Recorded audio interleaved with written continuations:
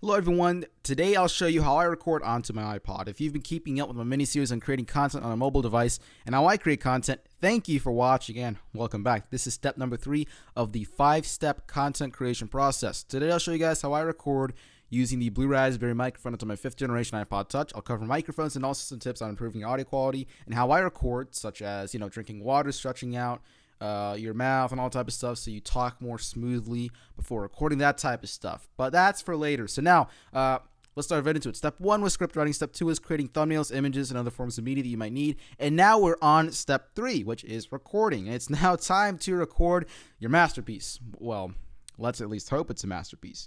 In my last video, I like to mention that I made a mistake. I said that I'd be moving on to step 4, but I was wrong because I do stupid things sometimes. It's step 3, not step 4. Doubt you would care, but anyways, whatever. Sorry, I guess. So let's cover equipment first. Now, this is probably the most technical step, if you will, of the entire content creation process. There's a few things to cover, and then, you're all set. So first, you'll need a microphone, okay? So if you're on a budget, you should probably get a lavalier microphone, also referred to as a lav mic. It's that tiny little microphone that clips onto your shirt. Sometimes news anchors will wear it. It's really designed for getting good quality audio, while in front of a camera. But if you want good audio on a budget, this is a great option I recommend. The price for a lav mic can dip as low as $6.77. I think that's the cheapest one I found on Walmart on their website, or climb as high as $250. But you get what you pay for.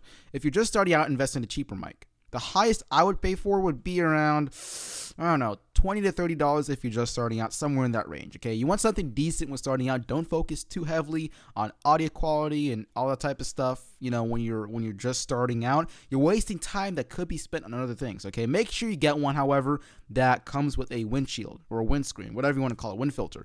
Okay, when I say windshield, I don't mean the big thing that goes on a car in the front. I'm talking about the little foam bubble thingy that covers the top of a microphone. So when you speak and pronounce certain words, it doesn't sound explosive, if you know what I mean. Because I don't have one. You might recognize that in some of my videos and some of my podcasts. So when you pronounce the letter P, or when you say toi, like in 420, you guys hear that? Because I don't have a pop filter and I need to get one. But this windshield for a lav mic is the same as a pop filter or windscreen that's used on a condenser microphone like the one I'm using right now. Like I said, I don't have one, but yeah, you should get one. Anyways, speaking on that note, I'll cover condenser microphones next. This is what I'm currently using to record onto. The sound you're hearing right now is what the Blue Raspberry microphone sounds like unedited. Yes, I adjust the volume in iMovie so it's more balanced with the entire video, but there is no post-production work needed in applications like GarageBand or Lexis audio editor. I record straight into iMovie, so condenser microphones for mobile devices right now aren't that popular. However, there are some companies that are tapping into this upcoming and growing market. I believe that from experience, Blue makes the best mobile-friendly condenser microphone lineup. They produce, I think right now, they have 2 ones that's used specifically for stuff like podcasting and whatnot. They produce the Blue Raspberry, which I'll show you later, because that's the one I have. And they also produce the Blue Spark digital microphone. I'm sure both are excellent, but which one's better? I can't tell you for sure since I only own one. Okay, I can't compare the two because I only have one. But these produce better audio quality than lav mics, but they're also priced higher. I got my Blue Raspberry from Best Buy in person, and that costed, $200? So yeah, it's worth it, but it's not exactly the cheapest option. Condenser microphones most commonly record and connect using either an XLR or USB connection. So that's why there's not that many condenser mics for mobile devices. You can try to find an adapter. However, if you're willing to, just Google something like, XLR to iOS adapter or whatever, and find something that seems good. I can't give much advice in that area, however, since I don't have an adapter, but check out online forums like the podcasting subreddit as an example, and I'm sure you'll find some reliable feedback and advice. The last option I give to you is to use the built-in microphone on your device. You can try using apps like GarageBand to improve your audio quality and to clean it up a bit in just some post-production work, okay? And look, at the end of the day, the listener doesn't care significantly about audio quality. Only make improvements when you grow and make sure the investment is worth it. Also, if you can, invest in a boom arm, okay? A boom arm. That's the long stand that you see radio hosts use to position the microphone right where they want it to be. Most mics come with a default stand and they work fine, don't get me wrong. In fact, as of today's recording date, I'm still using my default stand. I do plan to, however, get a boom arm in the future. So I'll show you guys in just a minute how I record using the default stand. There's some stuff you got to do to set up a boom arm, like adjusting the fastener clip onto your desk. And since every microphone, because remember, these things, they hook onto the end of the boom arm, okay? And because every microphone weighs differently, you got to adjust the tension springs inside of the arm so that the boom arm stays still and doesn't move, okay? If it's not enough, it might move up or down, something like that. So just got to adjust it until it stays still, okay? Unfortunately, I can't tell you that type of stuff as I don't have a boom arm yet, but I will maybe make an update video on that when I do get a boom arm. Also, get a pop filter. I don't have one, but I definitely need one, just like anyone with a condenser microphone does. You can get a good cheap one for less than, $10 online. It's a small investment, but a big improvement in audio quality. And now I'm going to show you guys the microphone that I currently use, the one that you're hearing from right now. That's the Blue Raspberry condenser microphone. I'll show you guys all the little features it has. There's not many features, but still, I'll show you guys how it works and how I set it up and all that type of stuff. Yeah, I hope you like my microphone. Alright everyone, so here's my Blue Raspberry microphone. It's a very nice little microphone. It's not that big, obviously. In fact, my iPod Touch is just a tad bit shorter than that. But yeah, it's a pretty nice thing. I love it. It's awesome. It's got a little bit of leather over here, so it looks a bit more luxurious, if you will. It's got the blue logo on there. It's got a nice little stand over here. Alright, it's not that big, not that fancy. It doesn't even reach up that far, but it works. I just have it stacked up on some books over here, and that's good enough for me. So yeah, it's got some very basic features. It's got the gain on here. You turn it up and down. Determines how much sound you pick up.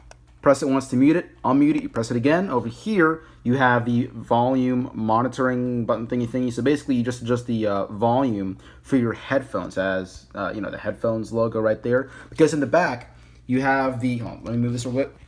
You have the place where you plug it into the actual device. And then you also have, where you put in the headphones. It's just, these are just headphones I use for like everyday usage. It works out just fine. No specific headphones are needed. Just as long as it's like a 3.5 millimeter jack, you'll be just fine, all right? So yeah, that's what it looks like. It's a pretty good thing. So I'll show you guys right now a demo recording of me talking without the Blue Raspberry and with me talking with the Blue Raspberry, and there will be no editing except for adjusting the volume level so you can hear better. So yeah, let me show you the audio test. Alright, so this is what it sounds like when I'm talking into my iPod Touch without the Blue Raspberry. So yeah, I'm sure you could fix it with some work in GarageBand or Lexis audio editor, but this is recorded directly in iMovie, no post-production, no editing. Just this is what it straight up sounds like. So now let's hear what my voice sounds like with the Blue Raspberry microphone. All right, so this is what it sounds like when I'm talking into my Blue Raspberry condenser microphone. Like I said, it has a couple more features than just using the standard built-in microphone. I can adjust the gain throughout the recording, so I can make it really quiet, or I can turn up the gain all the way, and it picks up a lot more sounds. So you might even be able to hear the fan in my room. So if I turn it back down, that's a lot better. So you can even mute it, so I can be talking mid-sentence, and if I just come over here and click the mute button, in the middle of my sentence, I could be talking. I won't even be able to hear what I'm saying because I pressed the mute button. So, if you want to annoy your friend while they're recording, you just got to press the mute button. You can't even hear what they're saying. So I like to mess around with it. It's pretty fun. So yeah, that's what the sound sounds like on my Blue Raspberry microphone. It's a pretty neat little device. No post-production work has been done. This is just, what it sounds like, without any GarageBand editing or whatever. This is what it sounds like without any post-production work. I don't do any post-production work. I just record directly in iMovie, and it works out fantastically. So there's the $200 difference between the iPod's built-in mic and the Blue Raspberry microphone. Now I'll show you guys briefly what the Blue Raspberry microphone comes with. I'll show you guys the box, the carrying case, the cables, and the stand. Alrighty, so this is what the Blue Raspberry box looks like with all its contents put in it. I didn't do it the right way, I'm sure, but whatever, it fits, sorta. So good enough. So You got the logo on the top right there, or in the front, should I say. I'm going to cover this up so you can't see the warranty information, but you got some technicality, whatever information down here. Don't worry about it too much. It just means that, hey, it's compatible with this and that and whatever. Nothing too fancy. Let's go ahead and open this thingy up. I already opened it up, obviously, but I'll show you guys what it's like. So you open this thing up by flipping the top cover up. And there you go, it's open. Now you take out the microphone and its little, I don't know, I think people refer to it as a swad carrying case, whatever the hell that's supposed to mean. I guess it's like a material. It's really nice, you know, it's keep in there. Literally fits into your pocket. So you just grab that thing, pull it on up. And let me open this up real quickly. There we go. And if you just like go, there you go. It's like a baby or something like that. It's kind of cute. But yeah, that's what it looks like. It's a nice little carrying case that protects it. I don't use it for traveling because I don't travel with it. But if I want to just put it away for a while, if I don't need to use it in a long time or something like that, you know, I just like to keep it in there from getting dirty and whatnot. So yeah, that's pretty much the carrying case thingy. You open this thing back up here. You get one more little box. I'll get that out. There we go. And we got a couple of stuff in here. Let me go ahead and set this into the side. And if you pour out all the contents, yeah, so let's see. You have the adapter. I'll show you that later. Okay, so first you have the one that I use the most. This is the one that connects to the, it connects to an iOS device. So if I have my iPhone over here, I'll plug it in just like I'm charging it. And then I'll plug the other end into the microphone and I would record. Just like that. And then this one is the USB port, so I'll take it and plug it into a computer, and I'll plug this in into the microphone. Pretty simple, pretty straightforward. This is just some garbage, but I keep it anyways because I don't know why. Here is that little adapter. This thing goes onto the bottom of the microphone, and I'll show you just a bit what that looks like. Give me a second. Alrighty, so there's the stand over there. You know, that's what it looks like. And at the bottom over here, if you were to unscrew this, it'll come off. So I got the little stand thingy off. So now this goes into here. So is this thing gonna hold it? Let me see if this thing's gonna hold it. Give me a second. That works. Perfect. So if I take this thing over here and I take this thing, it's kind of like the birds and the bees. Take the male end, stick it into the female. I think that this is called the male head, but I don't remember. It's just a bunch of technical terms. But it's an adapter for something like a boom arm. So you take this thing, and then you start twisting it in. And then it should be in all nice and well. And then you take the adapter, and then if you had like a boom arm, you would take that, stick it in there, and it would like move around to wherever you want it to go. So yeah, that's a pretty nice little feature right there. So now let's cover gain. Gain, it determines how much sound the microphone picks up. You increase the gain, your voice is louder, but at the same time, background noise is louder too. If you have a fan on, for example, that might be picked up more with a higher set gain value. Also, don't set the gain to its lowest setting and talk super close to the microphone because you'll damage it if you talk too close to it. Also, don't blow into the microphone for fun like this. Okay, that's just another way to damage it. You know, a one-time thing is not going to be bad, but if you do it a lot for fun, just to mess around with it, you're going to mess up the internal instruments and whatever is inside of it. Don't do it. You're just going to break it. Don't do it. But now, I'll be discussing how you can take steps to improve your recording. So let's start with the most important element, the one you can change the easiest, your voice. So before recording, you can take steps to make your voice better.